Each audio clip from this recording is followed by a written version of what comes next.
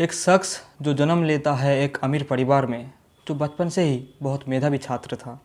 विद्यालय और कॉलेज की लगभग हर परीक्षा में टॉप करने वाला ये छात्र जब इंडियन सिविल सर्विस परीक्षा देता है तो चौथा स्थान हासिल करता है और उस समय के ब्रिटिश राज में कमाल का नौकरी आईसीएस छोड़ देता है और अपना पूरी ज़िंदगी न्योछावर कर देता है हिंदुस्तान को ब्रिटिश हुकूमत से आज़ाद करने के लिए। नमस्कार, आप देख रहे हैं दी शुभचिंतक और मैं हूं आपका शुभचिंतक बाप्पा रविदास। जी हां, मैं बात कर रहा हूं बलिदान का दूसरा नाम देश नायक नेताजी सुभाष चंद्र बोस जी का, जिन्होंने हिंदुस्तान की आज़ादी की लड़ाई को एक नया दशा दिया, एक नया दिशा दिया, जिन्होंने जय हिंद नारा देकर हर हिंदुस्तानियों के रग रग में एक नया उत्साह, एक नया जुनून भर दिया। आज उनका जन्मदिवस है और उनके जन्मदिवस में आज हम बात करेंगे उनसे जुड़ा कुछ फैक्ट्स के बारे में, उनके आदर्शों के बारे में, जो हमारे ज़िंदगी को आगे प्रभावित करेगा। आईसीएस का नौकरी करने वाला अमीर घराने का एक शख्स आईसीएस छोड़ देता है। क्यों? क्योंकि उनका ये तर्क था कि ब्रिटिश राज और हिंदुस्तान का सेवा साथ साथ किया नहीं जा सकता। इसलिए वे अपने घर परिवार सब कुछ छोड़ के, सांसारिक सुख, ऐश और आराम को त्याग के, ब्रिटिशों की निगरानी को तोड़ के एक गुनहगार की तरह भेष बदलकर देश से फरार हुए थे। किस लिए? हमारे लिए, हम हिंदुस्तानियों को ब्रिटिश हुकूमत से आज़ाद करने के लिए। इसलिए ताकि हम गुलामी की जंजीर से रिहा होके, आज़ाद होके, शांति से, खुशी से रह सके। इसलिए आज हमें सोचना होगा कि हमारे लिए सुभाष जी की बलिदान कितना सार्थक हुआ है। आज हम कितना आज़ाद हुए हैं, हम आज कितनी खुशी से, कितने शांति से रह रहे हैं। हमें ये सोचना होगा कि हमें ऐसा क्या करना चाहिए जिससे हमारे लिए सुभाष जी का बलिदान सार्थक हो जाए। ब्रिटिश हुकूमत से लड़ के सशस्त्र संग्राम के द्वारा अपने मातृभूमि को आज़ाद करने के लिए सुभाष जी जापान, जर्मनी और इटली की सहायता से लगभग 40,000 सेनानियों को लेकर आज़ाद हिंद फौज गठन किए थे और बाद में सिंगापुर में इंडियन नेशनल आर्मी के चीफ कमांडर बन के अंग्रेज़ों के खिलाफ एक तरह की जंग छेड़ दिए थे।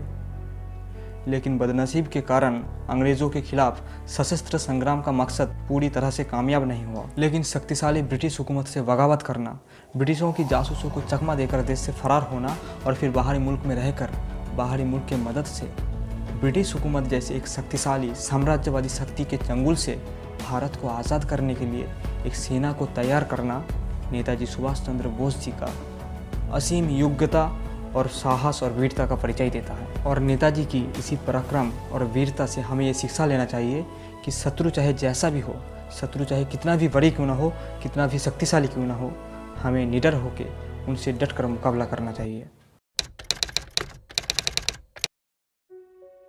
बाहरी मुल्क में युद्धबंदी भारतीयों और वहाँ के स्त्री पुरुष सभी भारतीय रहवासियों को एकजुट करना, एकजुट करके एक सेना में शामिल करना, उन्हें युद्ध के लिए तैयार करना और फिर प्रधान सेना नायक के रूप में सामने से उन्हें नेतृत्व देना सुभाष जी का लीडरशिप क्वालिटी का एक ऐसा परिचय देता है कि आज भी सभी भारतवासी उन्हें नेताजी के नाम से संबोधित करते हैं।